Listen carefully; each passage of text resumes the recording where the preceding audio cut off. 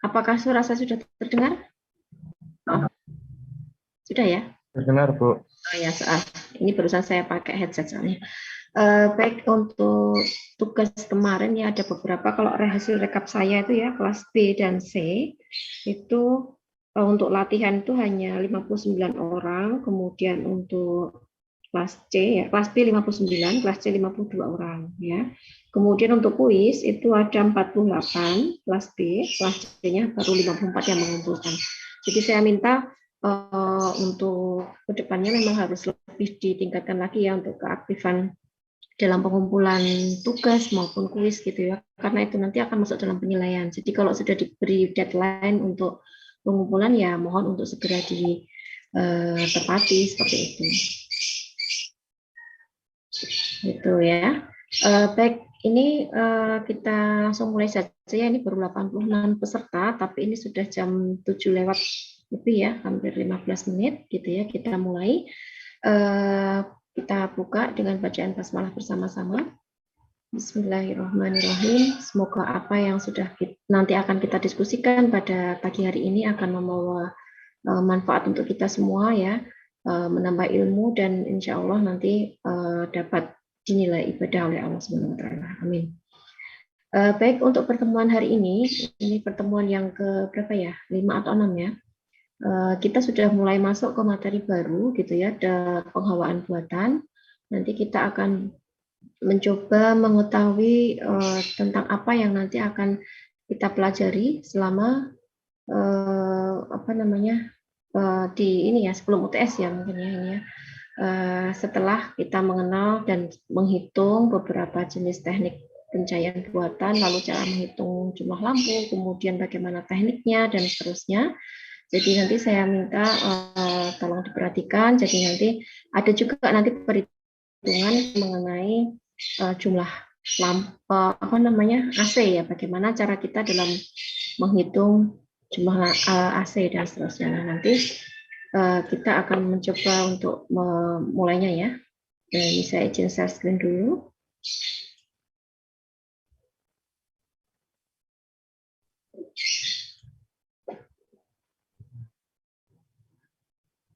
Sebentar, baru proses ini ya.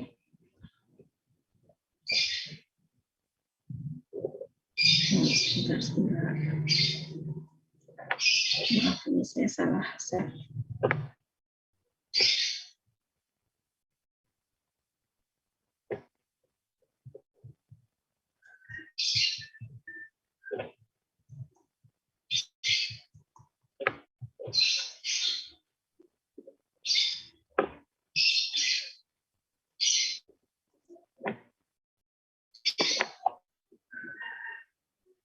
Ini sudah bisa lihat ya.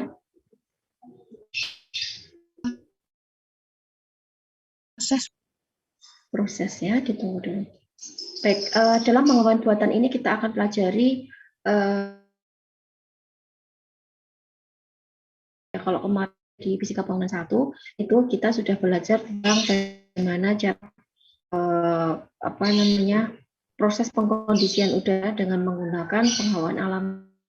Jadi kita belajar tentang apakah itu inlet, apakah itu outlet, kemudian kemarin juga kita belajar tentang bagaimana kita melakukan proses pergantian udara gitu ya dari beberapa sistem yang sudah kita ketahui kemarin ya, karena kita penghawaan alam itu memanfaatkan sirkulasi udara alami gitu ya, dari udara dari luar gitu ya. Nah, akan tetapi ini kita akan belajar tentang yang mekanik gitu ya. Sebentar saya balas WA dulu ya, sebentar.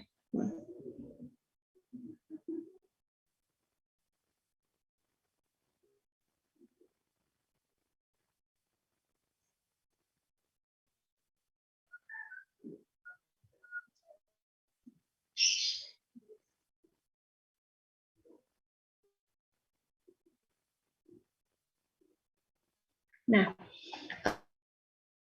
untuk penghawaan buatan ini nanti kita akan belajar tentang sesuatu yang mekanik. Contohnya ini mungkin ada yang bisa membantu menjawab gitu. Untuk mekanik itu apa saja? Cara-cara bagaimana kita mengkondisikan udara dengan cara mekanik itu dengan cara apa? Selain dengan AC. Mungkin ada yang bisa menjawab.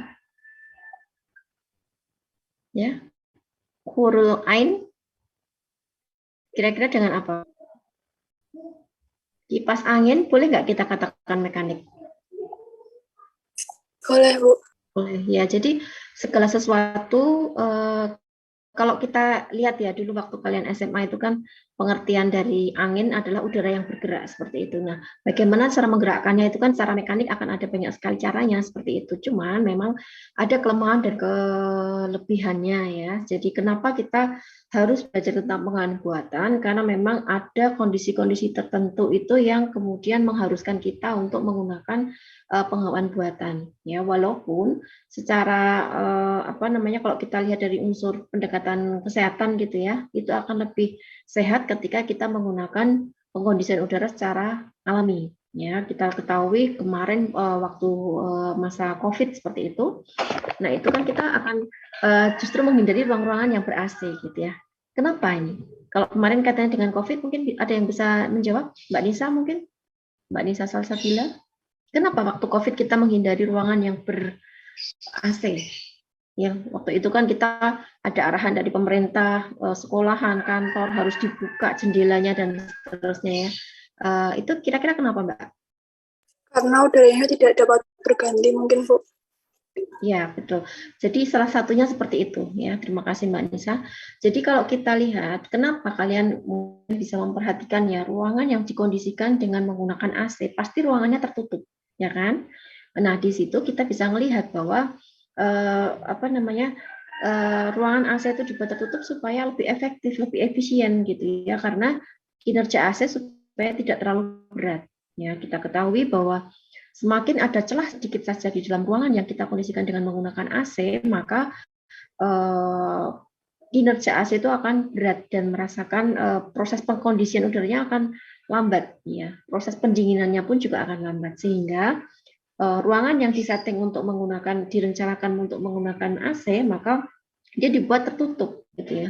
Bahkan ventilasi bukaannya pun juga tertutup semua, gitu ya. Jendelanya dibuat jendela mati, seperti itu. Nah, tetapi pada saat musim virus seperti itu ya akan dengan cepat berkembang dan akan cepat menularkan ketika ruangan itu tidak bisa ada sirkulasi udara yang baik luar dan dalamnya. Jadi antara suhu luar dan dalam itu tidak berganti gitu ya. Kita ketahui bahwa ruangan yang ber-AC itu salah satu kelemahannya adalah udaranya kotor ya. Bagaimana nggak kotor ya kalau kalian lihat ya, mungkin Anda berada di dalam suatu ruangan lab komputer misalnya ya, pertama kali dinyalakan AC, kalian masuk, apa yang kalian rasakan? Pasti belum langsung dingin ya, tetapi apa yang kalian rasakan? Secara visual Anda merasakan apa? Pengap mungkin, Bu. Betul sekali, pengap ya. Kenapa pengap? Karena ruangan yang selama 24 jam tertutup itu kan ketika kita di dalam ruangan ya udah itu udaranya kotor gitu ya. Nah, kalau kita pakai mekanik yang lainnya mungkin misalnya dengan menggunakan apa namanya? Kipas angin, itu sebenarnya kan cuma memutar-mutar udara kotor. Ya, kita menggerakkan udara kotor gitu ya. Jadi kalau angin itu adalah udara yang bergerak dan kita gerakkan dengan menggunakan kipas angin, nah di situ kita bisa melihat bahwa sebenarnya kalau kita dapat dinginnya dari kipas angin itu sebenarnya kita menghirup udara kotor, ya kan? Seperti itu sehingga apa namanya? Perlu kita pahami bahwa penggunaan AC itu adalah ya perlu kita pelajari, tetapi kita dalam penggunaannya juga harus sesuai dengan fungsinya gitu ya. Jadi ada beberapa bangunan yang mengharuskan kita untuk menggunakan AC seperti itu ya. Mungkin ada yang bisa memberikan contoh? Kenapa ruangan harus disetting menggunakan AC, tidak menggunakan penghawaan alami? Itu kira-kira ruangan apa saja yang kemudian diharuskan untuk menggunakan AC?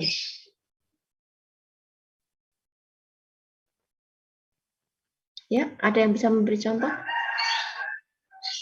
Di kampus misalnya? Ruangan apa? Komputer mungkin, Bu. Hmm? Lab komputer mungkin. Lab komputer, ya betul. Kenapa kira-kira kok? Kenapa lab komputer itu harus menggunakan AC?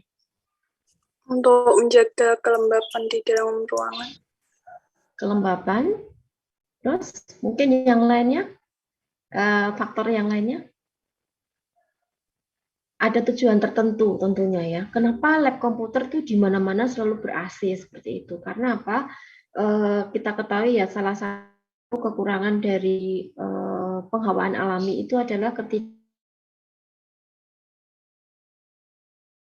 filternya yang penyaringannya, bariernya itu yang kadang-kadang kita agak sedikit tidak bisa optimal gitu ya, khususnya ketika digunakan untuk ruang komputer ya. Kita ketahui bahwa ruang komputer itu sangat rawan terhadap debu seperti itu ya, sehingga ruangan dibuat tertutup ya. Oleh karenanya untuk meredamkan ini ya suhu ya, karena kan kita ketahui bahwa lab komputer itu kan panas gitu ya, semakin kita lama kita gunakan maka akan semakin panas seperti itu, suhu di dalam monitornya itu seperti itu, sehingga nanti pada saat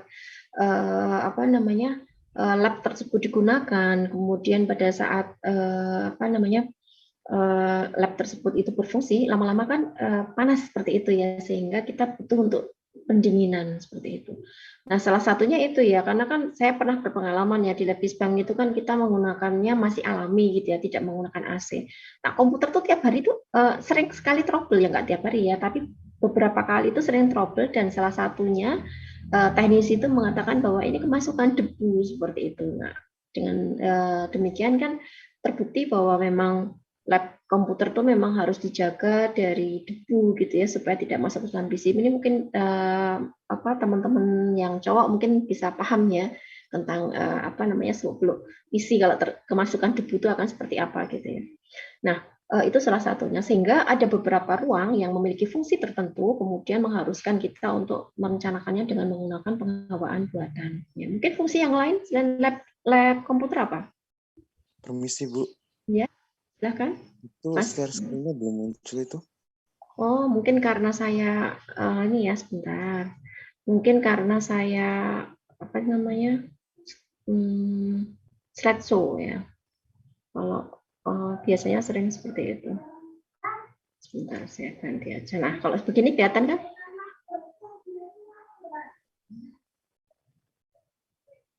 Mas Bakti, sudah bisa terlihat belum sekarang? Belum, Bu. Belum ya? Masih hitam, Bu. Masih. Bisa ya? Dari layar saya udah muncul padahal. Saya ulangi sekali lagi ya. Nggak apa-apa. Oke, sekarang?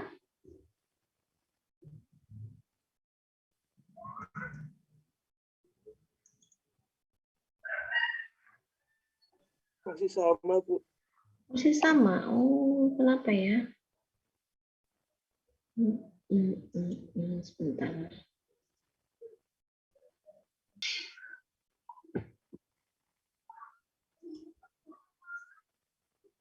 Bentar ya, ditunggu sebentar. Sambil kita ngobrol ya, saya sambil membuka filenya. Jadi mungkin itu salah satunya kenapa kita sering jadi kita harus belajar tentang penghawaan buatan gitu ya, karena memang banyak sekali yang harus kita ketahui gitu ya, karena fungsi bangunan tidak bisa selesai dengan cukup dengan menggunakan penghawaan alami saja seperti itu ya. Mungkin tadi sambil mencarikan contoh, mungkin ada yang bisa mencarikan contoh ruangan apa lagi yang diharuskan untuk menggunakan penghawaan buatan? Mungkin perpustakaan, Bu. Ya, mungkin bisa dijelaskan Mas alasannya apa? Kira-kira kenapa sih perpustakaan harus menggunakan itu? Saya sambil menginikan file ya. Karena untuk menyimpan buku suhu ruangan itu harus agak dingin gitu loh, Bu. Mungkin seperti itu, Bu. Ya, memang betul sekali ya Mas ya. Jadi Mas Bakti ya tadi ya. Kami pernah survei ya waktu itu tugas TUPA 2 di Monumen Pers ya, Monumen Pers Solo gitu ya, mungkin yang rumahnya Solo tuh bisa pernah ke sana gitu ya. Nah, itu kan juga kita ternyata ya untuk mengawetkan atau supaya media cetak itu tetap awet itu memang kita harus menghindari sinar matahari langsung gitu ya. Nah, ketika kita membuka dengan penghawaan alami kan otomatis nanti sinarnya juga ikut masuk seperti itu. Nah, itu mungkin salah satunya karena kita ketahui bahwa kertas HVS itu akan lama-kelamaan akan berwarna menjadi agak kecoklatan seperti itu ya. Jadi mungkin harus dijaga kelembabannya gitu ya supaya tuh kertas itu juga tetap berfungsi dengan baik. Lalu debu itu juga ya untuk perawatan bukunya juga kalau di perpustakaan itu kan istilahnya tuh lebih lebih mudah terkontrol ketika kita menggunakan ini penghawaan yang buatan seperti itu ya, betul ya. Jadi salah satunya adalah dengan menggunakan digunakan pada ruang perpustakaan. Kalau pakai ini kelihatan nggak share screen-nya? Oh, berarti saya harus pindahkan ke PDF. Tadi kan saya PowerPoint-nya. Baik, sudah kelihatan ya sekarang ya. Ya, jadi kita tadi sudah membahas beberapa ruang yang memiliki fungsi tertentu dan itu kita harus rencanakan dengan menggunakan penghawaan yang buatan gitu ya. Jadi pada penghawaan buatan ini, nah itu yang harus kita pelajari ya.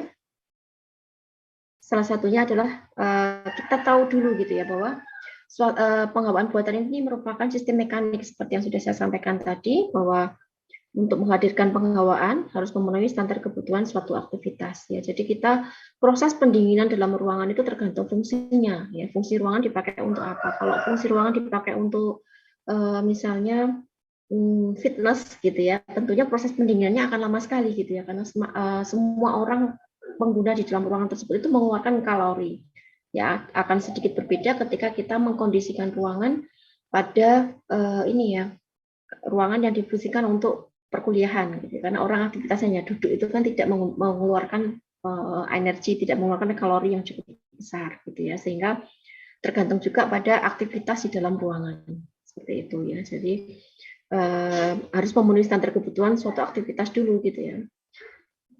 Kemudian kalau kemarin kita di dalam penghawaan alami kan kita mengenal bahwa suhu efektif itu ada 3 gitu ya, nyaman optimal, hangat nyaman, dan sejuk nyaman seperti itu ya. Nah nanti akan ada standar-standar khusus gitu ya untuk ruang-ruang tertentu itu nyamannya itu berapa derajat Celcius gitu. Sekarang kalau saya tanya ya, kalau kalian merasakan nyaman pada penggunaan AC itu di suhu yang berapa? Berapa derajat? Suhu berapa? Biasa kalian nyalakan AC itu di suhu berapa? 29, Bu.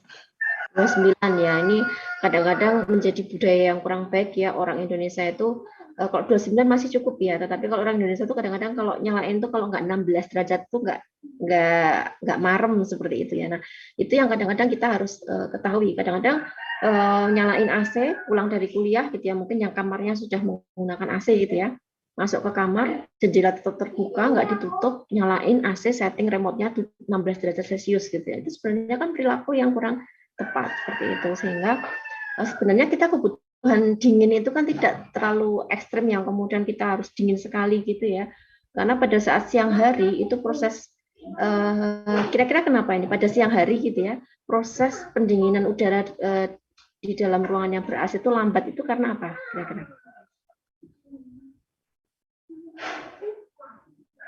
Pasti akan merasakan lambat ya, saking lambatnya kan ekstrim langsung dipencet remote yang 16 derajat gitu ya. Kira-kira kenapa itu? Ada yang bisa jawab?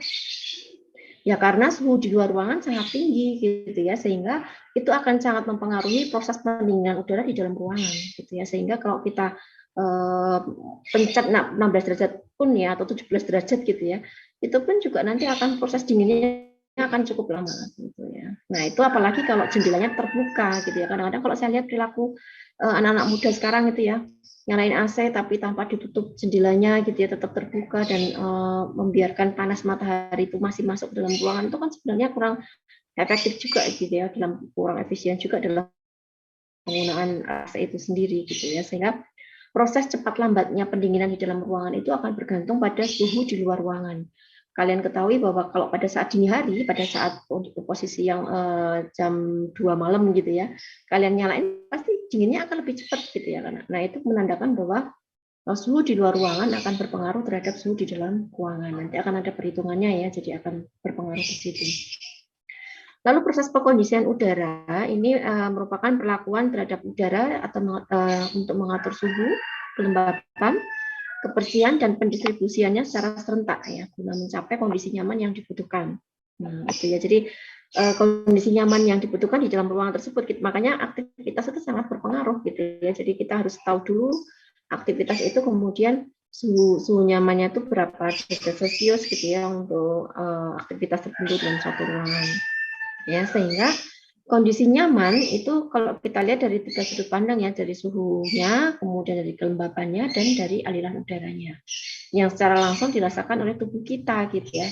Makanya secara visual ini memang sangat subjektif ya. Kadang-kadang kita merasakan belum tentu orang lain juga merasakan nyaman gitu ya. Begitu juga sebaliknya. Orang lain merasakan tidak nyaman, kita sudah merasakan nyaman dan begitu seterusnya ya. Karena memang banyak faktor ya. Kalau kita kemarin belajar ya itu nanti akan ada sistemnya namanya comfort kalkulator gitu ya. Jadi bagaimana pengaruh pakaian yang kita kenakan terhadap suhu yang kita rasakan gitu ya secara visual gitu ya. Kita berada dalam satu kelas. Satu orang dia menggunakan jaket, dia akan merasakan saya nggak merasa kedinginan gitu ya. Tetapi teman di sampingnya mungkin akan merasakan kedinginan karena dia hanya memakai baju katun yang tipis dengan seperti itu. Nah itu kan salah satu faktornya, atau mungkin juga karena sakit gitu ya, ada yang sakit dan ada yang sehat gitu ya, itu pun juga nanti akan merasakan tingkat kenyamanan itu memang kalau kita rasakan secara visual memang sangat subjektif gitu ya. Nanti akan ada standar ruang yang secara ideal itu kan berapa gitu ya. Nah itu yang kemudian nanti akan kita upayakan. Ya, jadi dalam pengawalan buatan itu prinsipnya adalah menurunkan temperatur atau suhu ya, dan kelembaban udara ruang untuk mencapai keseimbangan termal. Ya, jadi nanti sistemnya ada sistem pemanasan, sistem ventilasi, dan sistem pengkondisian udara. Ya, kalau kita sebut kita kenal dengan sebutan HVAC gitu ya. Jadi bagaimana nanti kita mengangkut semua kalor yang ada di dalam ruangan, gitu ya, kita bawa keluar semua sehingga nanti terjadi keseimbangan sehingga jumlahnya menjadi 0 seperti itu. Sehingga kalau di dalam ruangan nanti kita terdiri dari 40 orang gitu ya kapasitasnya. Kemudian ada lampu listriknya, ada lampu TL-nya misalnya ya, ada dengan berapa watt gitu ya. Kemudian ada semua kita inventaris ya, semua kondisi existing yang ada kita hitung. Misalnya ada LCD layar proyektor ya untuk LCD itu, kemudian ada juga laptop dan seterusnya, itu kita hitung semuanya ya. Kemudian jumlah penggunanya ada berapa orang ya, satu orang tuh dihitung berapa kalor dan seterusnya, kita jumlahkan, lalu semua itu akan kita angkut keluar sehingga terjadi keseimbangannya, jumlahnya menjadi 0. Nanti akan ada rumus yang namanya beban penyejukan ya, nanti kita akan masuk ke dalam perhitungan kalau sudah mulai masuk menghitung jumlah AC yang dibutuhkan dalam satu ruangan seperti itu ya. Jadi seperti yang bagian yang dilihat ini ya. Kemudian untuk pengkondisian udara ini ya, termasuk dalam pengkondisian termal ya, terkait dengan tubuh manusia gitu ya. Karena tadi kan secara visual kita pasti akan merasakan gitu ya, kita bilang bahwa ruangan ini nyaman dan tidak nyaman itu kan kalau dari sisi suhu kan pasti kita akan sangat bergantung pada tubuh manusia itu sendiri. Kemudian untuk pengkondisian udara ini, cakupannya kita akan mengatur suhu udara, kemudian mengatur kelembaban udara, lalu mengatur pendistribusian udara, ya, kemudian mengatur kebersihan udara, ya, kemudian mengatur bau ruang. Ya. Salah satu kekurangan atau kelemahan pada saat kita menggunakan penghawaan alami itu adalah ketika ada polusi udara di luar ruangan, maka dia baunya akan masuk ke dalam ruangan. Nah itu yang misalnya kalau dekat ruangan tersebut bau sate, ya udah gitu ya, bau satenya masuk ke dalam kamar gitu ya. Tetapi kalau ternyata untuk pengkondisian udara pada penghawaan buatan ini pun juga harus kita atur gitu ya, akan ada sistem filternya ya. Jadi filter supaya ada penyaring udara. Jadi dalam nanti dalam komponen AC nanti akan ada bagian yang untuk menyaring ya sebagai filter itu tadi. Dan bagaimana mengatur kebersihan udara gitu ya. Nah itu yang kemudian nanti akan meminimalisir gitu ya kondisi udara yang tidak sehat seperti itu. Walaupun kita ketahui secara umum memang AC itu memang kurang sehat gitu ya, sehingga jangan kemudian untuk penyelesaian arsitektural kita langsung pasang AC gitu ya untuk setiap kondisi apapun, itu jangan gitu ya. Tapi kita harus selektif memilih sesuai dengan fungsi yang kita akan gunakan pada ruangan tersebut. Gitu ya. Jadi kalau kita lihat AC itu kan nanti pada bagian luar ruangan luar kamar itu kan ada bagian mesinnya juga gitu ya. Nah, itu yang mesin AC itu yang kemudian harus kita ada proses perawatan, bagaimana pengisian freon kalau misalnya habis dan seterusnya, itu juga menjadi bagian dari proses pemeliharaan pada sistem penghawaan buatan ini. Nah, kalau kita lihat ya pengkondisian udara ini ya aplikasinya ya untuk bangunan yang berukuran besar dan sedang ya dan fungsi umum. Contohnya misalnya kantor, kemudian pertokoan, rumah sakit, karena kita lihat bahwa rumah sakit di Solo ini ya yang menggunakan bangunan tinggi itu rata-rata ruangannya ber-AC semua. Ya karena contohnya kalau di Solo itu yang saya ketahui di Rumah Sakit Indriati ya yang di Solo Baru itu. Nah, di situ dia menggunakan sistem penghawaan yang buatan gitu ya dari lantai 1 sampai lantai atas gitu ya, baik itu di dalam hall maupun di ruang-ruang kamar seperti itu. Nah, itu hampir sebagian besar menggunakan penghawaan buatan seperti itu. Ya, karena mungkin banyak faktor juga gitu ya pada proses pemilihan konsep penghawaan buatan itu, salah satunya karena bangunan tinggi mungkin kita juga nggak mungkin menggunakan konsep pencahayaan alami gitu ya pada lantai ke-24 misalnya ya. Nah, kemudian sehingga mengharuskan bahwa ruangan tersebut dibuat untuk jendelanya mati, kemudian direncanakan dengan menggunakan penghawaan buatan. Gitu ya. Nah, itu nanti mungkin kita bisa lihat ya pada saat kalian mulai memperhatikan atau melihat kondisi bangunan-bangunan yang berfungsi umum ya, seperti tadi yang saya sebutkan ya, kantor, pertokoan, ataupun rumah sakit gitu ya. Dan tujuannya adalah untuk kenyamanan ya, kemudian menggunakan sistem pengkondisian udara sentral ya, tetap memakai sistem ventilasi alami dengan memasukkan udara 100%. Nah, ini ada penggabungan gitu ya, baik alami maupun yang buatan ya. Cuman untuk pada proses bangunan tinggi itu kadang-kadang justru menggunakan buatan semua gitu ya. Nah, untuk bangunan industri misalnya pabrik atau laboratorium ya. Nah, ini dengan tujuan ya dikondisikan supaya kenyamanan pekerja gitu ya. Untuk tujuan adalah bagaimana membuat pekerja itu merasakan nyaman untuk beraktivitas di situ. Kemudian menjaga keawetan bahan. Nah, tadi saya sebutkan kalau misalnya dia di perpustakaan karena salah satu benda utamanya adalah benda cetak atau mungkin buku atau mungkin benda cetak lainnya itu, kemudian salah satu perawatannya adalah dengan menggunakan penghawaan buatan supaya warna tidak pudar, kemudian tekstur kertas tidak menjadi mengeras dan lain sebagainya, walaupun mungkin nanti akan ada proses pemeliharaan tersendiri, ada disemprot dengan menggunakan bahan zat kimia dan seterusnya gitu ya. Tapi salah satunya ketika kita menggunakan misalnya ya tadi yang disebutkan Mas Bakti tadi ya kalau nggak salah, kalau perpustakaan itu menggunakan penghawaan buatan itu dirasa itu lebih lebih tepat gitu ya. Nah, itu yang kemudian kita harus pahami bahwa masing-masing ketika kita merencanakan pengkondisian udara itu juga kita sesuaikan dengan tujuannya. Ya. Kemudian bebas debu ya, menjaga kebersihan ya. Ini juga salah satunya ketika dicontohkan tadi dengan menggunakan ruang komputer tadi ya, atau mungkin lab kimia gitu ya. Karena tadi saya punya pengalaman juga ruangan yang semi terbuka gitu ya, kemudian dia menjadikan komputer itu menjadi sering trouble gitu ya, karena salah satunya adalah kotor gitu ya. Kalau dibuka ya bagian CPU-nya tuh ada beberapa yang kotor gitu ya. Kalau saya lihat ya teknisnya tuh dibersihkan dengan menggunakan penghapus pensil gitu ya. Kalau saya lihat secara manual seperti itu. Sehingga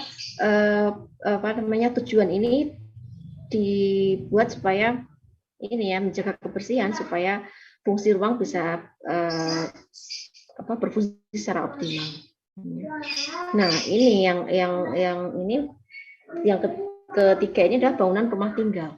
Nah, pada sistem pengkondisian udara sederhana ini ya, kita juga nggak boleh kemudian menjadi salah satu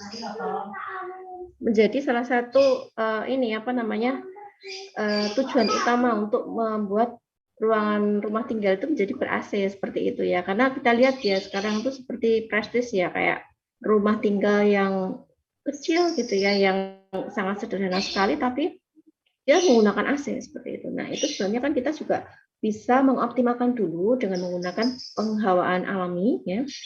Nah, kemudian tidak kemudian menjadi tujuan utama rumah tinggal itu kita menggunakan langsung semuanya kita setting menggunakan AC, ya. Seperti kita ketahui bahwa keberadaan AC itu sendiri kan sebenarnya kurang baik gitu ya untuk alam kita gitu ya, untuk kalau kita bicara masalah efek ya yang terjadi ketika kita penggunaan AC itu sangat besar gitu ya, bahkan mungkin kalau lihat masing-masing rumah menggunakan AC ya, kita tahu dampaknya akan seperti apa gitu ya. Jadi mungkin akan mengganggu pelapisan ozon dan seterusnya. Nah, dengan demikian kan kita harus mulai mempertimbangkan dan memperhitungkan apakah kita mau menggunakan penghawaan buatan itu pada rumah tinggal gitu ya. Mungkin pada fungsi-fungsi tertentu gitu ya, rumah tinggal yang dalam tanda kutip mungkin dalam kondisi tertentu gitu ya, tetapi mungkin tidak seluruh rumah tinggal itu kemudian kita kondisikan dengan menggunakan penghawaan buatan. Ini sering sekali terjadi kalau pada saat di stupa ya, kalau kita membuat rumah tinggal hunian itu kemudian kita cari cepet aja gitu ya, udah nanti ini penghawaan pakai buatan gitu ya, tanpa kita ketahui bahwa efek atau dampaknya itu yang terjadi itu seperti apa gitu. Walaupun memang pada bangunan-bangunan umum tertentu kita memang diharuskan untuk menggunakan penghawaan yang buatan ya, sehingga kendaraan roda 4 itu juga lebih memilih menggunakan penghawaan buatan ya, karena kan pasti dalam kondisi tertentu ya, dalam kecepatan yang sangat tinggi itu biasanya kita jendela juga tertutup gitu ya, pesawat apalagi ya, sehingga dia lebih menggunakan AC ya, atau penghawaan yang buatan tadi. Nah, untuk kenyamanan thermal ya, jadi kondisi nyaman ya yang kita akan rencanakan ya itu adalah suhu, kelembapan, aliran udara yang secara langsung dirasakan oleh tubuh manusia. Ya, itu yang akan kita kondisikan ya. Jadi kondisi nyaman yang seperti apa gitu ya. Seperti kita ketahui bahwa kadang pada saat kondisi cuaca yang sangat ekstrim gitu ya, pada saat curah hujan yang sangat tinggi di malam hari, apa yang kalian rasakan? Dingin atau sumuk? Ada yang bisa menjawab? Seharusnya kan kalau hujan harusnya dingin ya, tetapi pada saat malam hari hujan, kenapa kondisi itu menjadi sumuk? Itu karena penyebabnya apa? Karena kurangnya sirkulasi penghawaan, Bu. Kan kalau malam pintu ditutup, jendela juga ditutup. Iya, betul sekali. Jadi tadi siapa Mbak Fatimah ya? Siapa tadi? Alia, Bu. Ya, terima kasih. Ya, jadi memang benar gitu ya. Pada saat kita hujan di siang hari mungkin kita tidak merasakan sumuk gitu ya. Tapi pada saat malam hari semua tertutup rapat ya. Jadi pintu, jendela semua tertutup rapat sehingga atas pun juga menggunakan plafon gitu ya. Bawah juga lantainya keramik gitu ya. Sehingga yang terjadi justru malah ini kok hujan tapi kok berasa rasanya gerah gitu ya.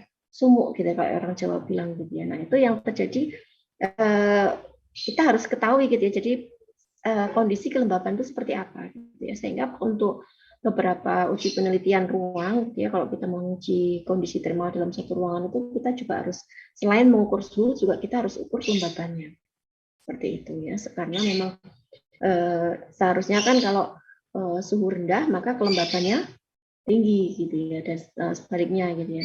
Nah, itu yang kemudian apa yang terjadi ketika suhunya rendah tapi kelembapan itu juga ikut rendah gitu ya. Nah, itu yang sering terjadi dalam suatu ruangan gitu ya, sehingga penting sekali kita memikirkan suhu, kelembapan dan aliran udara ya, karena itu akan langsung dirasakan oleh tubuh kita secara visual, itu kita akan rasakan bahwa itu nyaman atau tidak gitu ya. Kalau mungkin apa namanya, beda cerita ketika kita di dataran tinggi gitu ya, kita di sana tuh dingin sekali gitu ya, dan itu suhunya juga sangat rendah sekali, sangat berbeda ketika kita berada di dalam suatu ruangan ya, jangan gitu ya, disertai angin tapi kita gitu ya, yang kemudian akan selain kelembapan juga suhu di luar ruangan juga akan berpengaruh ya. Seharusnya kan seperti itu, tapi karena memang kondisi di dalam ruangan tertutup, tidak ada ventilasi sedikit pun gitu, sehingga kondisi akan berbeda ya. Jadi tujuannya adalah agar suhu tubuh manusia itu tetap stabil ya, mengingat tubuh manusia itu selalu mengalami mekanisme ya, seperti berkeringat, menggigil dan seterusnya ya. Seperti aktivitas ketika kalian naik tangga. Ya, jadi jumlah kalori yang dibutuhkan ketika kita mau naik tangga sama turun tangga itu besar mana?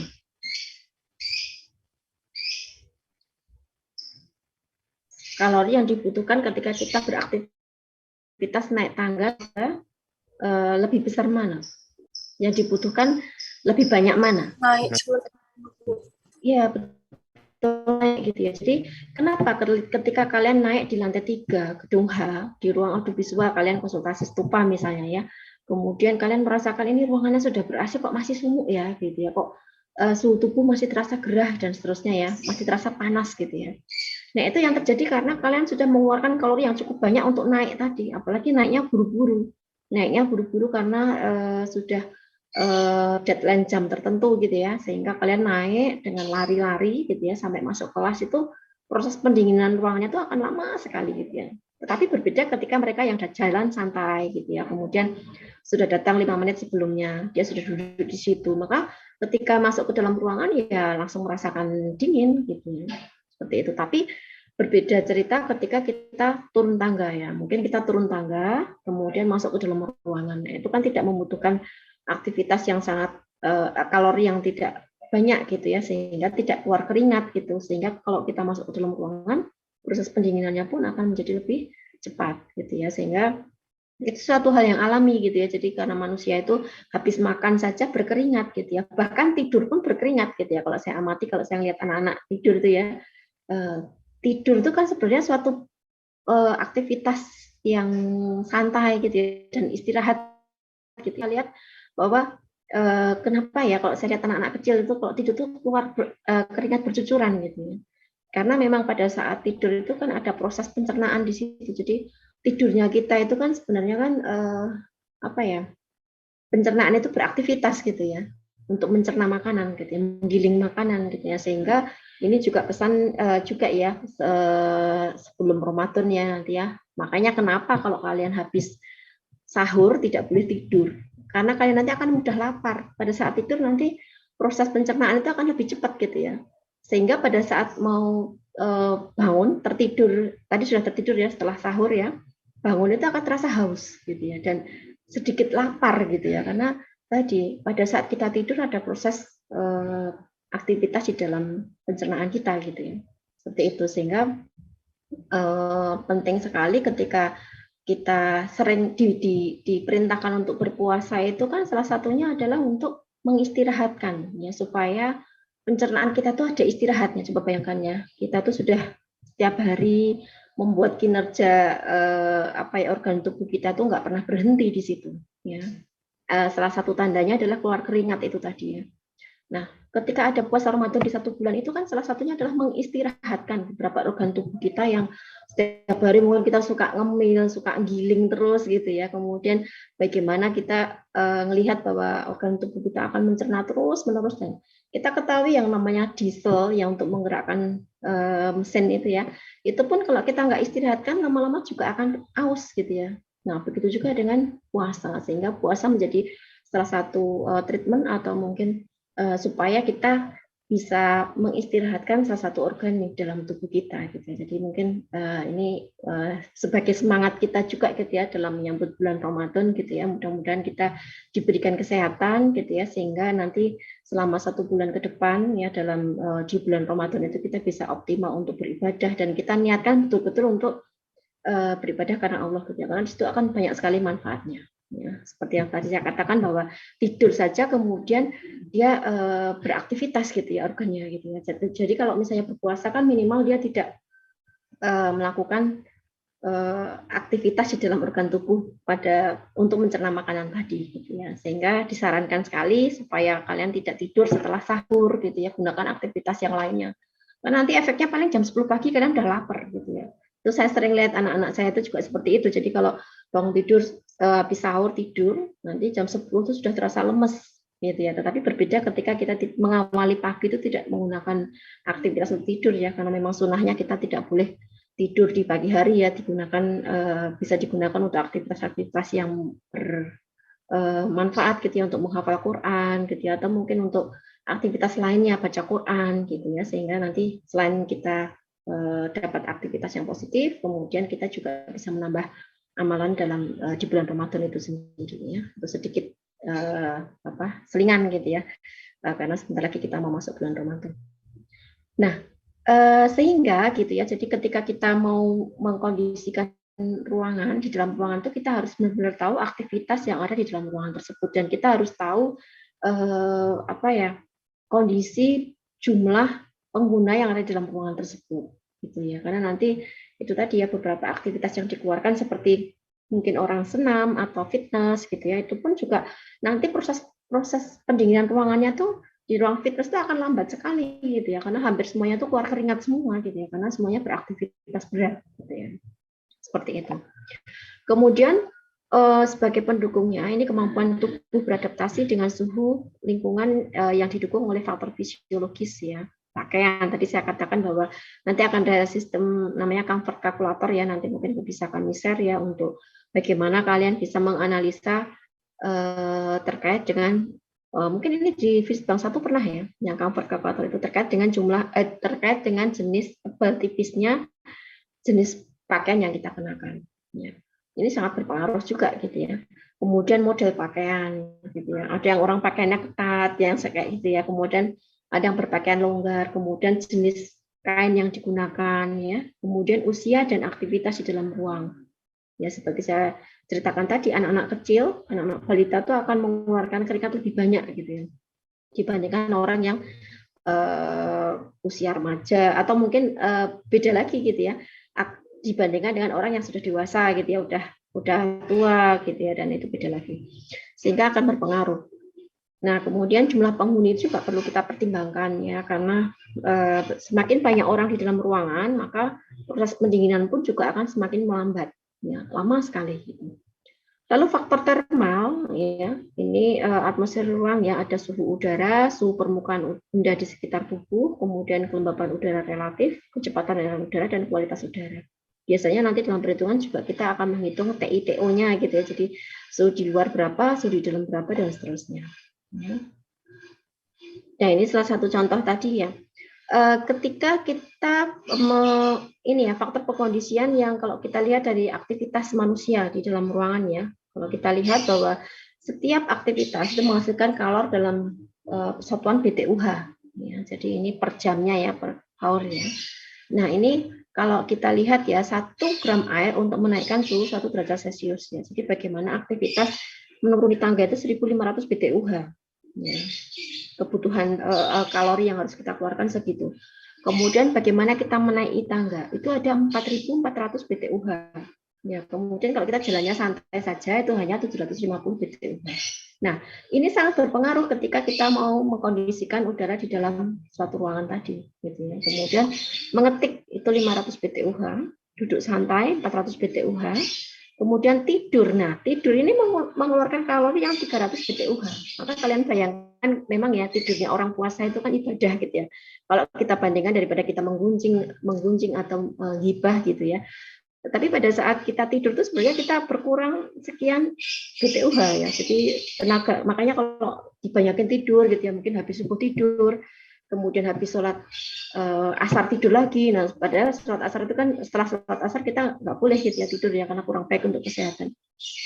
Nah, maka yang terjadi apa? Lemes, badan itu lemes gitu ya, karena tidur itu mengeluarkan BTUH yang cukup besar ya, 300 gitu ya. Ya, hampir sama seperti ketika duduk santai gitu ya. Makanya tadi saya katakan bahwa tidur pun juga kemudian keluar keringat gitu ya. Nah, itu. Jadi beberapa aktivitas ini ya. Jadi duduk santai pun juga, kalau duduk santainya cuma duduk dengerin ceramah, itu mungkin akan sedikit berbeda ketika kita duduknya itu duduk yang di depan laptop gitu ya, yang kita kerja, ngerjain stupa, deadline gitu ya.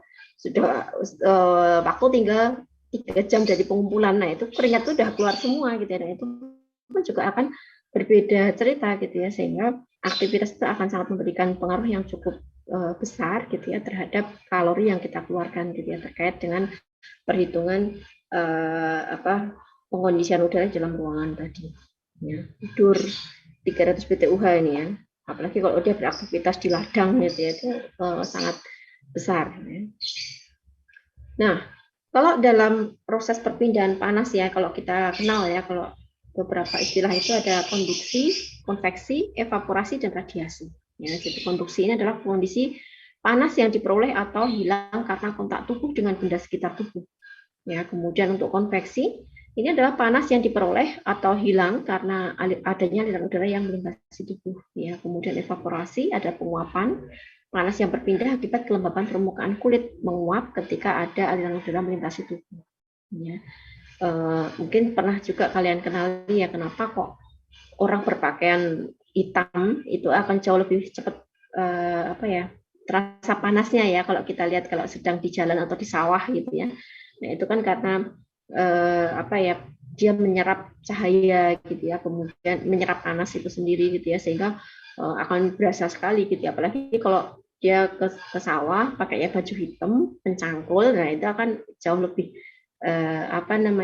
kalori yang dibutuhkan itu sangat besar gitu ya. Lalu radiasi, ini adalah panas yang diperoleh tubuh karena pancaran setiap permukaan benda yang memiliki suhu tinggi dari tubuh kita. Itu adalah radiasi. Ya, mungkin kalian bisa memberi contoh masing-masing ya, khususnya kalau radiasi mungkin kalian sudah paham di situ. Nah, suhu radiasi rata-rata ruang atau MRT ya, mean radiant temperature. Nah, ini adalah kondisi suhu ruang akibat pengaruh suhu elemen atau selubung bangunan. Ya, kemarin sudah kita pahami beberapa jenis material yang mungkin bermanfaat untuk pencahayaan. Nah, ini juga akan ada beberapa material juga yang berpengaruh juga terhadap suhu, gitu ya.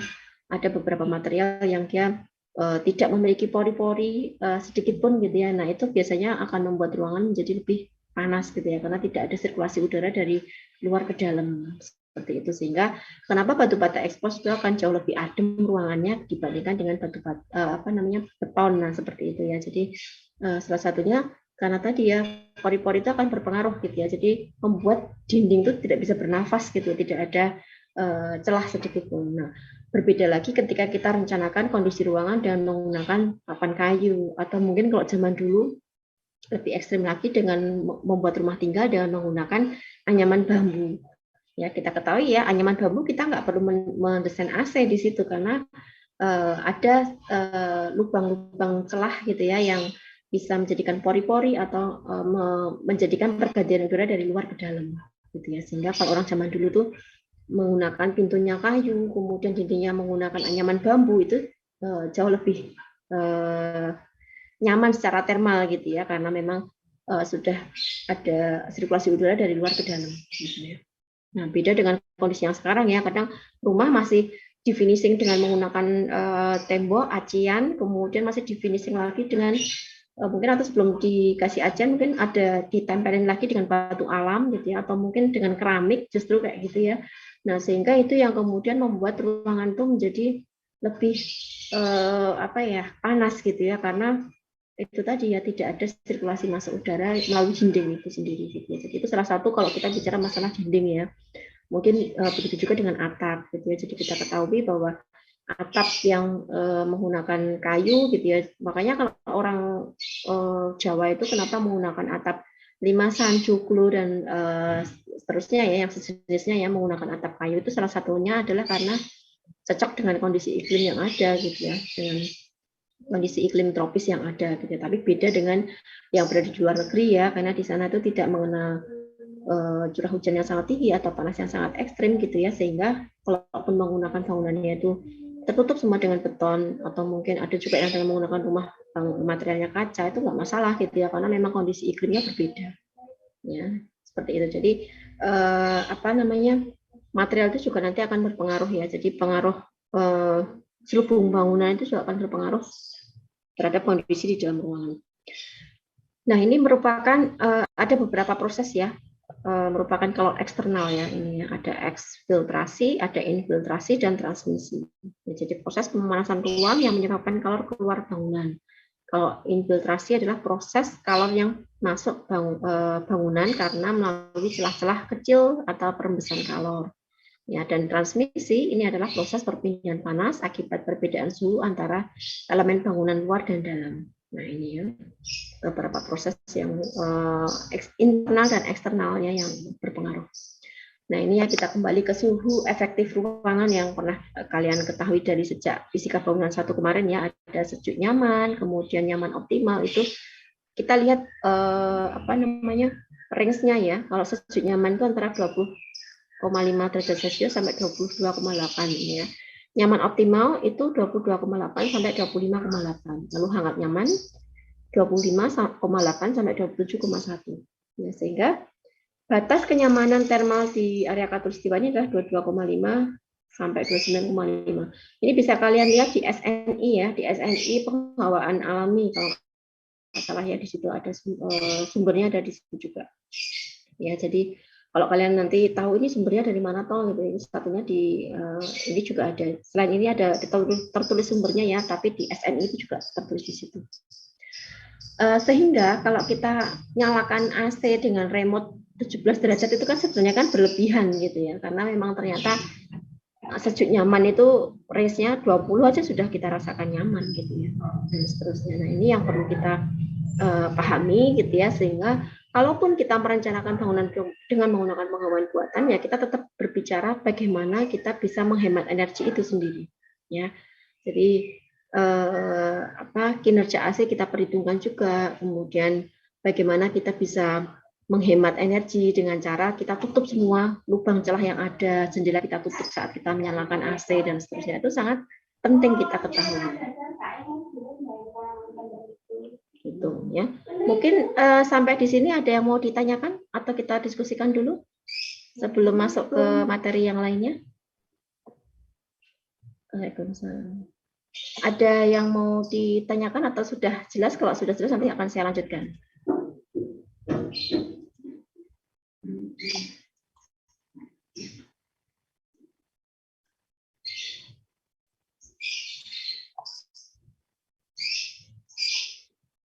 Itu ya. Jadi hal-hal yang terkait dengan penghawaan buatan itu sangat ini sekali ya, luas ya. Jadi kondisi existing dalam ruangan, kemudian bagaimana kita bisa melihat aktivitas yang ada di dalam ruangan dan seterusnya ya, itu yang perlu kalian pahami ya. Kalau nggak ada pertanyaan akan saya lanjutkan ya. Ada pertanyaan? Belum ya?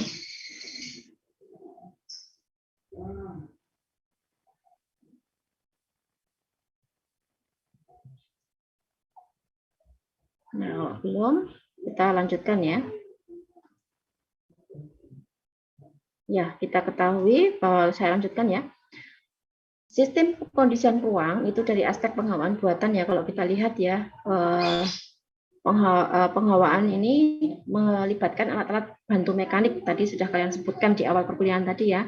Ada dengan menggunakan AC, kipas angin, gitu ya. Atau juga bisa kita menggunakan gabungan antara yang alami dan buatan. Ya, dan ini nanti kalian akan mengenal istilah refrigeran ya. Jadi ini adalah zat yang menimbulkan efek pendinginan bila mengembang atau menguap ya, sebagai medium pengangkut kalor gitu ya pada mesin AC. Ini contohnya ya. Freon tidak berbau, tidak beracun, menguap pada temperatur biasa dan digunakan pada unit pada AC unitnya akan istilah namanya PK ya, jadi kapasitas AC berapa PK kita pasangnya gitu ya. Kemudian ada amonia ya, digunakan pada pabrik gitu ya, kemudian di situ berbau tapi lebih murah dari freon ya. Nah, ini beberapa, ada juga CFC ya, tapi ini merusak lapisan ozon gitu ya. Jadi ini perlu kita ketahui ya sebelum kita merencanakan penghawaan buatan terkait dengan bagaimana kita mau merencanakan mekanisme AC gitu ya dalam satu ruangan gitu ya, sehingga jangan sampai kita justru akan menggunakan sesuatu yang kurang tepat ya, yang akan merusak alam seperti itu. Kemudian ada air kondensasi gitu ya. Jadi ini air yang berasal dari uap air yang mengembun gitu ya. Semakin tinggi suhu udara, maka semakin kemampuannya menahan uap air semakin rendah. Ya, jadi semakin tinggi suhu udara mungkin di siang hari gitu ya, maka semakin besar kemampuannya menahan uap airnya. Semakin rendah suhu udara semakin berkurang kemampuannya menahan air. Gitu ya. Sehingga makanya sering lihat ya kalau kita di mesin AC ya, yang ada di luar ruangan itu suka ada tetesan air gitu ya, dan di situ akan ada. Jadi sebenarnya prinsip dari AC itu hampir sama dengan kalau kita lihat dari kulkas ya, bagaimana kulkas itu bisa mendinginkan ruangan di dalam lemari itu ya, lemari kulkas itu sendiri. Kemudian nanti ada beberapa sistem dari kulkas itu mekanismenya yang dia harus keluar airnya, gitu, supaya tidak terjadi ini apa namanya dinding es itu ya, yang di dalam freezer gitu ya, biasanya seperti itu. Kurang lebihnya hampir sama gitu ya. Kemudian kalor laten ini adalah kalor yang menyebabkan perubahan fase, namun tidak menyebabkan perubahan suhu dan beban kalor penguapan air. Ya, kemudian ada kalor sensibel. Ini kalor yang menyebabkan perubahan suhu tanpa perubahan fase. Ya, dan yang terakhir adalah beban penyejukan. Ini panas yang harus dibuang ya oleh mesin AC dari dalam ruang agar suhu udara di dalam ruang tidak naik dan tetap dalam batas kenyamanan termal. Nah, nanti kita akan menggunakan beban penyejukan ini dalam proses perhitungan. Bagaimana kita menentukan jumlah AC yang harus dipasang dalam satu ruangan itu yang kita kenal dengan PK tadi ya, berapa buah AC dan berapa PK kapasitasnya. Nah, itu kita dengan menghitung jumlah beban penyejukan di dalam ruangan itu kita total semuanya, seperti tadi saya katakan bahwa jumlah penghuninya ada berapa orang ya. Kemudian kita kalikan 100 misalnya ya. 100 itu adalah misalnya kita kalori yang dikeluarkan oleh masing-masing orang itu gitu ya. Walaupun itu tadi tergantung pada aktivitasnya. Lalu kita jumlahkan dengan jumlah lampu yang ada. Seperti kita ketahui bahwa kenapa lampu menjadi perhitungan gitu ya, karena jenis lampu itu yang kalau kita ketahui bahwa semakin lama akan mengeluarkan panas juga gitu ya, jadi suhunya akan semakin menjadi panas dan seterusnya. Nah, itu yang kemudian nanti akan bisa kita jumlahkan juga. Kemudian mesin-mesin yang ada di dalam ruangan misalnya ya, kalau rumah tinggal mungkin nanti kita hitung ada TV, ada kulkas, ada apa, nah itu kita hitung semua sehingga nanti kita angkut ke keluar ruangan ya, sehingga terjadi keseimbangan dan nilainya 0 gitu ya, yang kemudian lalu kita bisa menyebutnya dengan proses pendinginan tadi ya, supaya dingin. Nah, beberapa konversi satuan ini bisa kalian browsing juga gitu ya. Jadi kalau 1 BTU itu berapa kalori gitu ya. Jadi kalau 1 BTU itu ada sekian kilowatt gitu ya, dan sekian kalori gitu ya. Jadi 1 BTU sama dengan 252 kalori gitu ya, sehingga nanti kalian harus tahu gitu ya, jadi satuannya itu apa gitu ya, dan yang ditanyakan dalam soal itu apa, nanti kalian bisa cari dari konversi ini. Kemudian 1 joule itu adalah 0,00094 BTU ya. Kemudian 1 kalori itu adalah 4,2 joule dan seterusnya ya. Nah, ini 1 PK ya, satuan dari AC. 1 PK adalah 746 watt. Nah, ini juga perlu diketahui sehingga nanti kita bisa ketahui gitu ya. Kalau ternyata di situ perhitungannya berapa BTU gitu ya, dan ketemu berapa wattnya, kita bisa bagi sehingga kita tahu bahwa di situ membutuhkan berapa PK, 1 PK, 2 PK, atau berapa gitu ya. Dan berapa buah kita harus pasang di dalam ruangan. Karena kalau kita bicara masalah AC unit ya, kalau AC sentral mungkin berbeda lagi. Kemudian 1 kilowatt itu 1 kilowatt jam itu adalah 1,34 PK. Nah, kemudian ini sama dengan 1000 joule per detik ya, sama dengan 3440 BTU. Ya, jadi 1 BTUH ya tadi sudah diceritakan bahwa ini adalah sama dengan 252 kalori. Nah, jadi merupakan satuan kalori yang diperoleh melalui perbandingan panas yang diperlukan oleh 1 gram air untuk menaikkan suhu 1 derajat Celcius.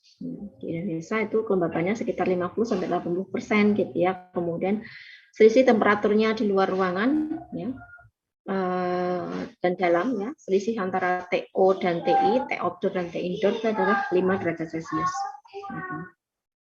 Itu beberapa satuan yang nanti akan kita gunakan dalam proses perhitungan ya. Nanti kalau kita sudah mulai masuk rumus ya, insya Allah pekan depan kita sudah mulai masuk pada perhitungan jumlah kalor.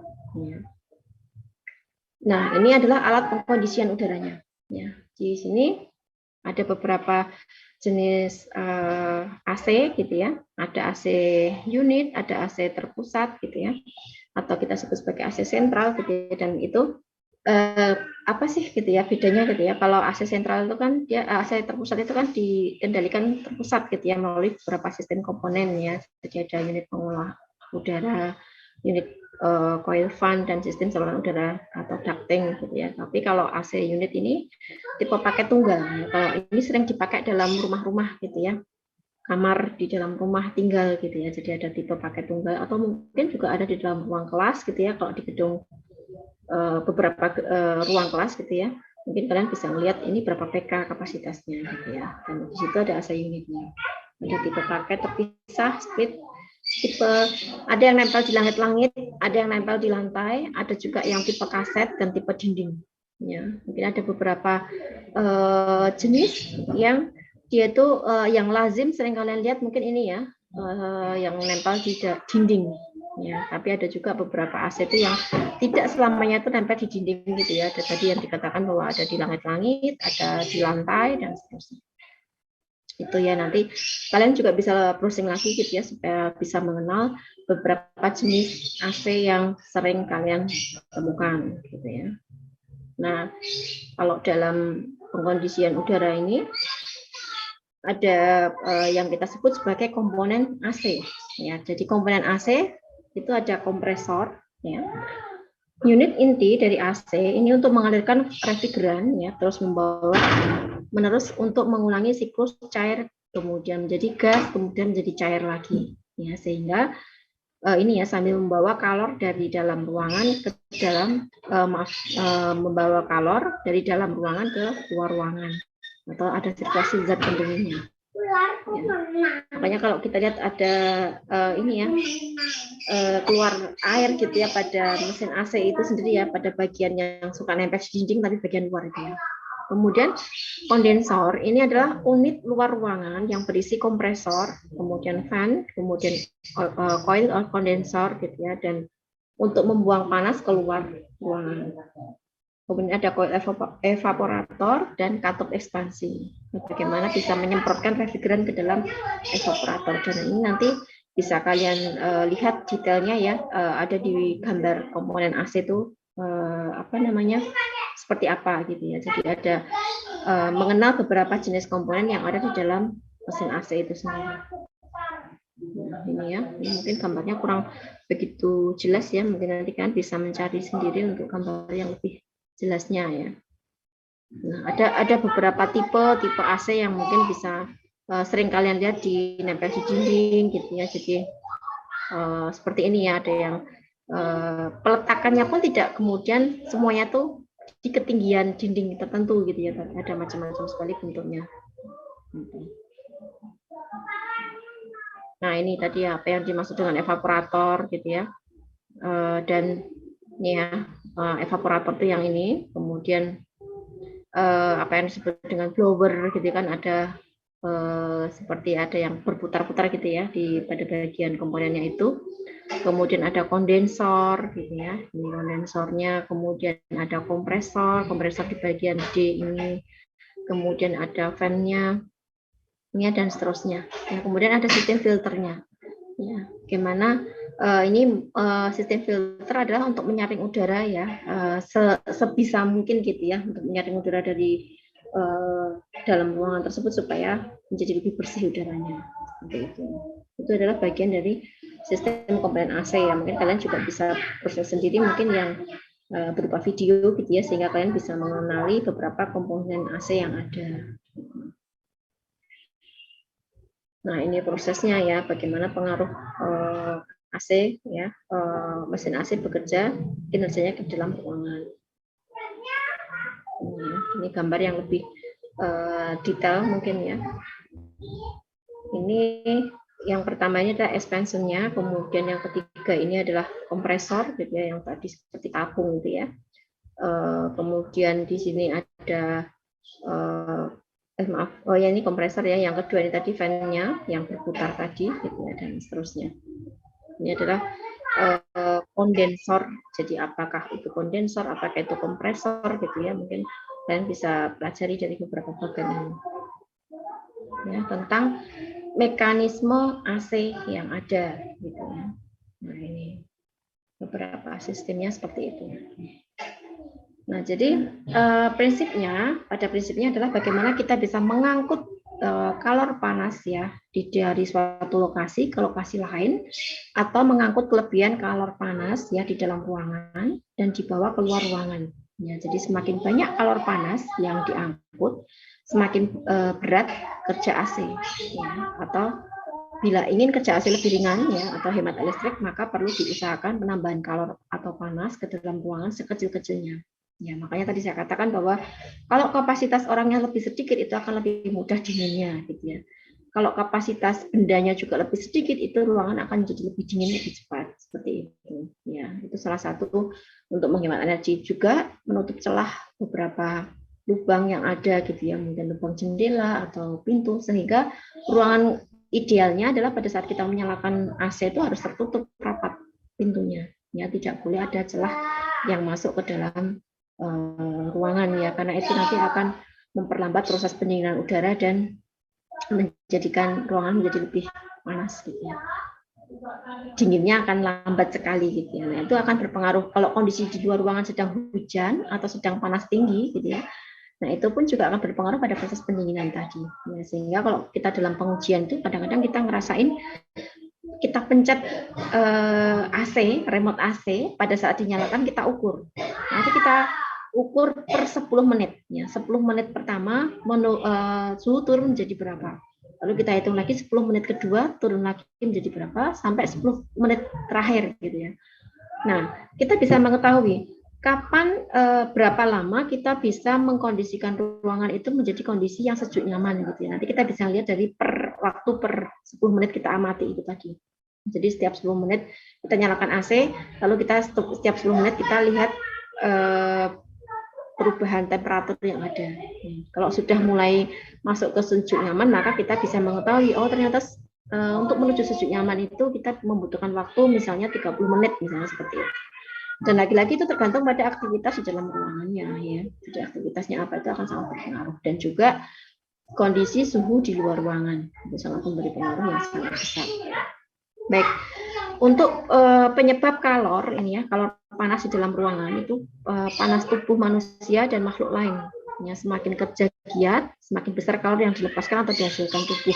Tadi saya katakan bahwa ruangan fitness, ruangan studio gambar mungkin ya, kalau dia masih menggunakan manual itu kan manual gambar gitu ya, atau mungkin studio gambar yang dia menggunakan komputer pun juga, karena di situ masing-masing menghadapi mesin komputer gitu ya, jadi mungkin juga akan besar yang dihasilkan gitu ya. Kalau misalnya satu ruangan studio TA misalnya ya berisi 60 komputer gitu ya dan nyala semua, nah itu pasti akan semakin besar kalor yang dilepaskan di dalam mesin AC itu, komputer itu sendiri.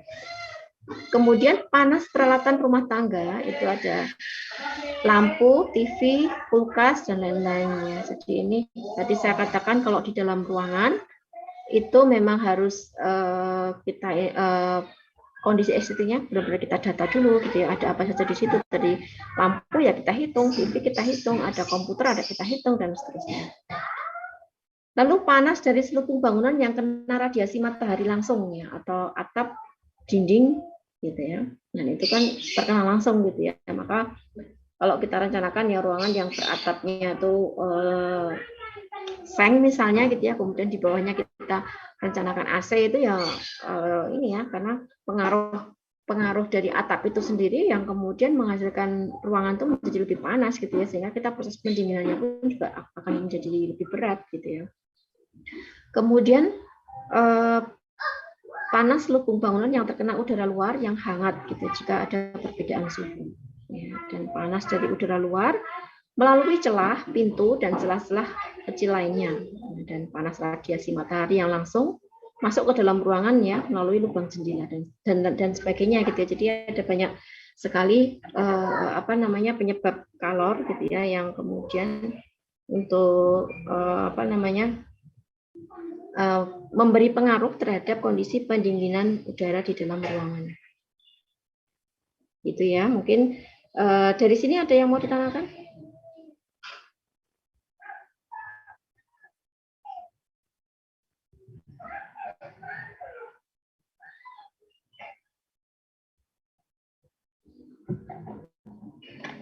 Kalau nggak ada saya lanjutkan lagi ya. Jadi ada proses kerja AC ya. Jadi bagaimana kita tadi sudah saya singgung sebenarnya ya sedikit-sedikit gitu ya tentang bagaimana proses kerja AC itu gitu ya. Jadi udara luar ruangan ya TO, T outdoor, dan udara dalam ruang dihisap melalui mesin AC. Jadi makanya tadi saya katakan bahwa suhu di luar ruangan itu akan sangat berpengaruh gitu ya.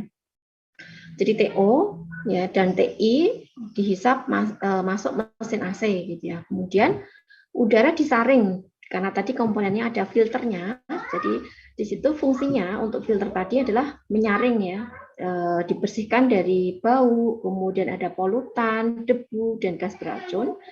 Proses penyaringan ini terjadi dalam air purifier gitu ya. Jadi ada penjernih udara.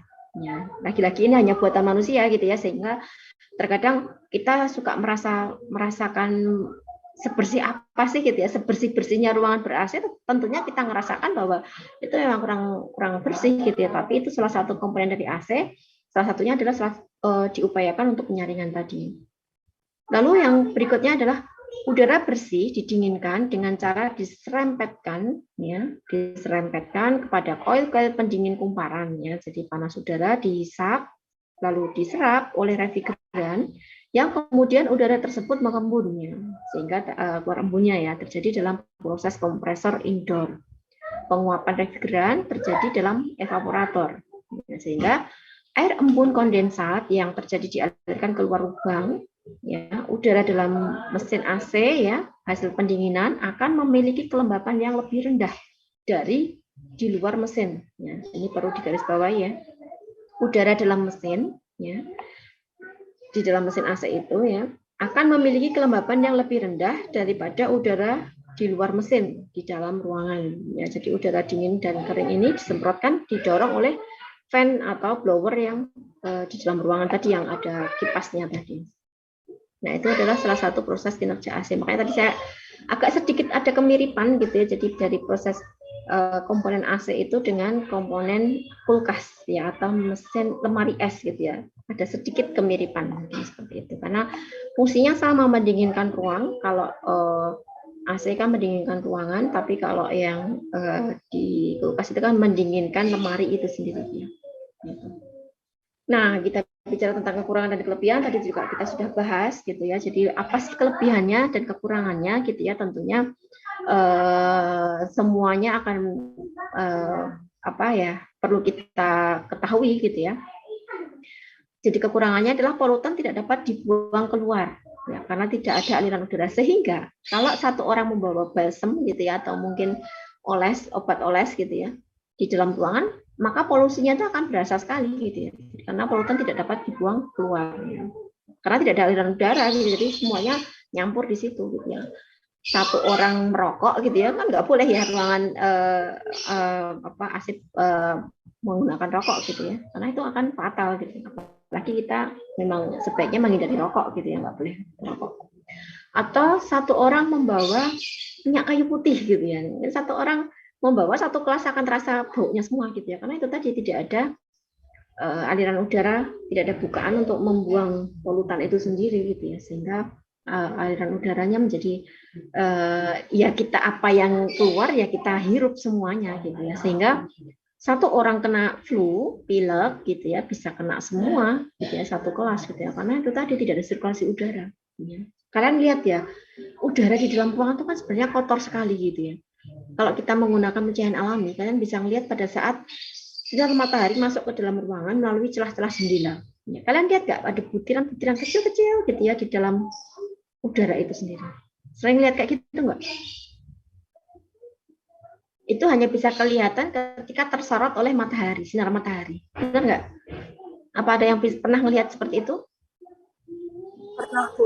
Pernah, betul ya Mbak Nisa. Jadi apa yang kita hirup itu jangan disangka ini sebenarnya udara yang kita hirup itu belum tentu udara bersih gitu ya. Karena kita lihat karena kena sinar matahari aja kita lihat butiran, Masya Allah ya. Ternyata memang apa yang kita hirup itu sebenarnya tidak semestinya udara yang sangat bersih. Apalagi kita hidup di era yang sekarang serba polutan ya. Zaman dulu itu kan jumlah kendaraan motor lebih sedikit daripada sekarang gitu ya. Kemudian kalau sekarang itu kan lebih banyak dan banyak gas-gas beracun yang sebenarnya kita hirup ya. Kemudian debu-debu ya, yang dihasilkan dari polutan-polutan yang ada ya.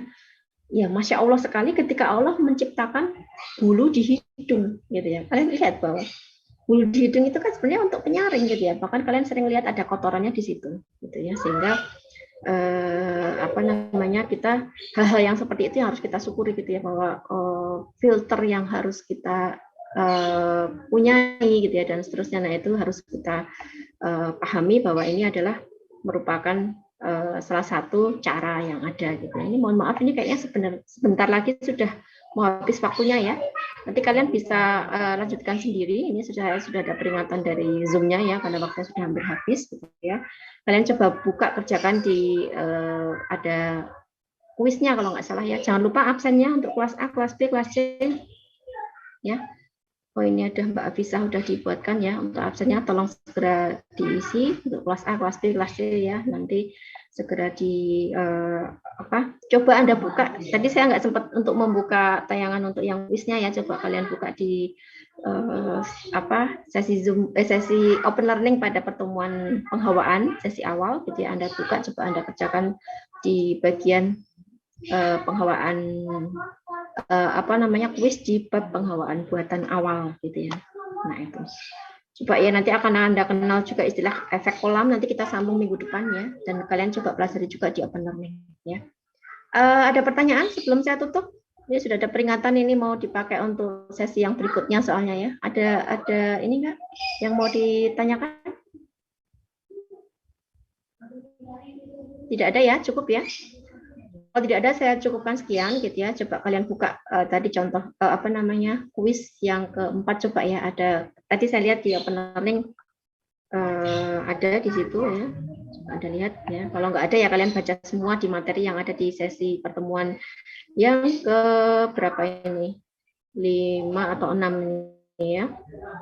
Ini kalian pelajari gitu ya. Tadi ada satu slide yang tentang proses penyegaran udara itu yang belum tersampaikan, gitu ya. Anda buka sendiri di situ ya. Jadi ada pekan depan insya Allah kita mulai masuk ke dalam perhitungan ya. Jadi bagaimana menghitung jumlah AC ya. Ada kuis keempat ya di situ, saya lihat di situ ada kuis keempat ini ya. Di sini Anda buka. Ada prinsip komponen AC tadi juga Anda buka ya. Ada beberapa yang belum tersampaikan di situ, kalian pelajari ya. Kalau nggak ada pertanyaan, ya saya cukupkan sekian gitu ya. Mohon maaf kalau atas keterbatasan waktu gitu ya. Mohon maaf juga kalau ada salah kata ya. Kita sambung ke depan. Kita tutup dengan bacaan alhamdulillah bersama-sama. Alhamdulillahirobbilalamin. Wabillahi taufiq wal hidayah. Mohon maaf atas segala kekurangan ya. Assalamualaikum warahmatullahi wabarakatuh. Waalaikumsalam warahmatullahi wabarakatuh. Ya, sama-sama. Maaf ya, ini sudah limit waktu soalnya ada peringatannya. Oke, baik. Kayaknya Zoom-nya mau dipakai untuk kelas yang lain. Oke, baik. Saya tutup ya. Saya izin tutup link Zoom-nya. Terima kasih.